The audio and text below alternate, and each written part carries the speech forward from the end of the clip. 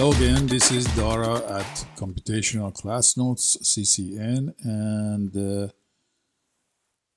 this is another short video for professional certified Blender training.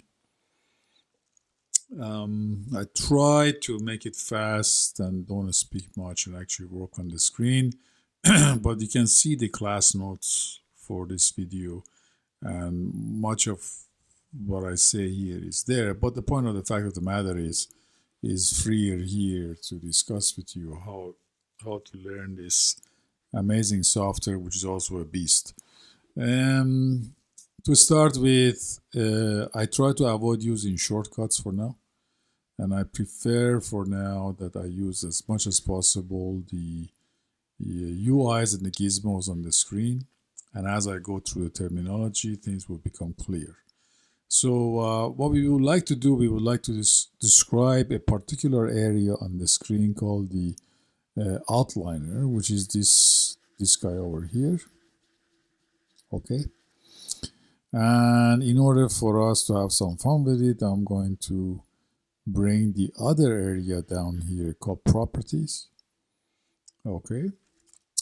And what I would then do is that I'm going to select one of the objects here called bagel, or actually the only object, because we have sort of made invisible the rest of the objects already there. So I go and click Mr. Bagel, and then there's a little icon next to it.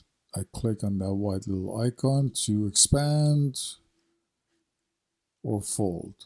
Expand, fold. Expand, fold. Just for the English-speaking audience, there are other students, other non-English speaking, who want to take advantage of this opportunity to improve their technical English, so I might be quite a bit redundant.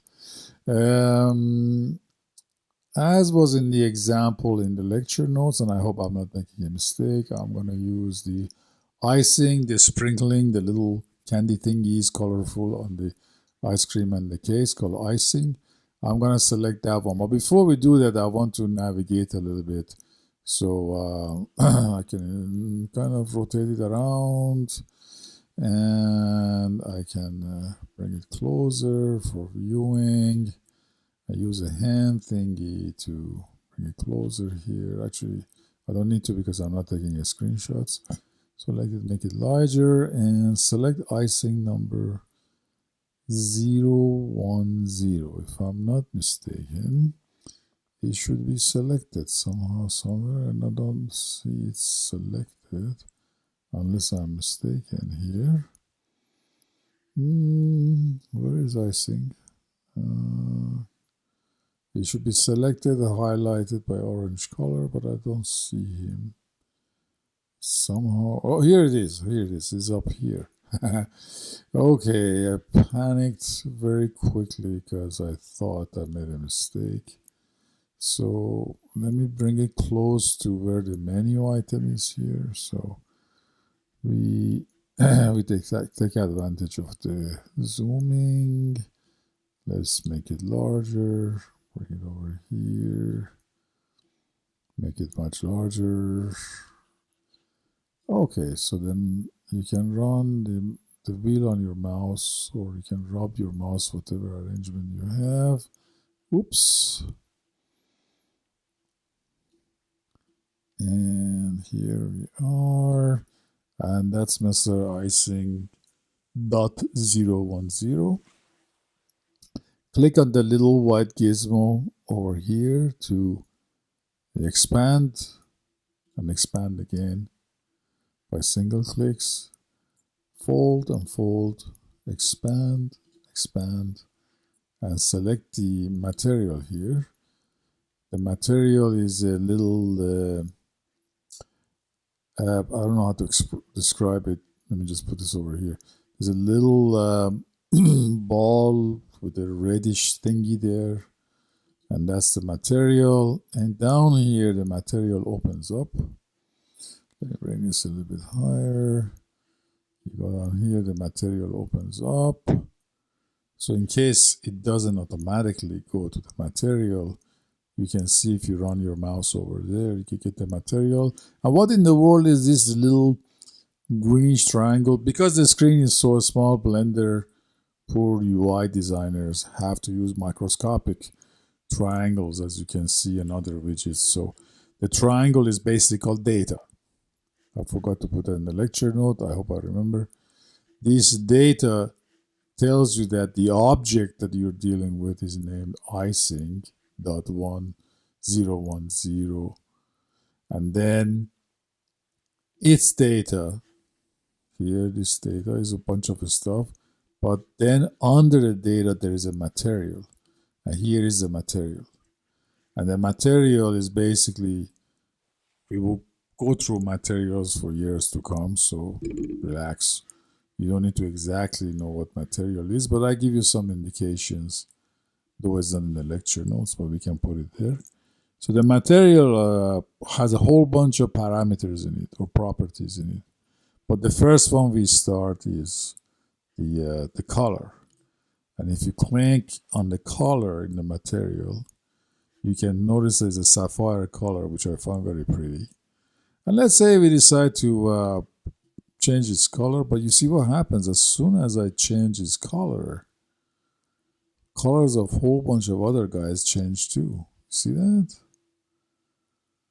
Okay, I don't like that. Why is that the case? Because all these colors, all these objects on the screen, they also use the same material. But how would I remember what was the dang thing that was the color before? You go to, you don't need to remember, you go to edit and then do undo, and your color is back. Then you go click on the color again, and you put it in a bad place. You don't like this color. You go back to edit and undo. Okay. There are shortcuts on the keyboards, but we'll come to that if as we go a little bit more experience with Blender. I would like to primarily for the first couple of class notes and lectures and videos, not lectures, I hate the word lectures, it's just videos where I just talk to myself. I pretty much like to use a UI on the screen. You need to master the UI. As time goes by, it's very cumbersome because you make hundreds of clicks and things like that. Shortcuts on the keyboard will come in very handy. Now,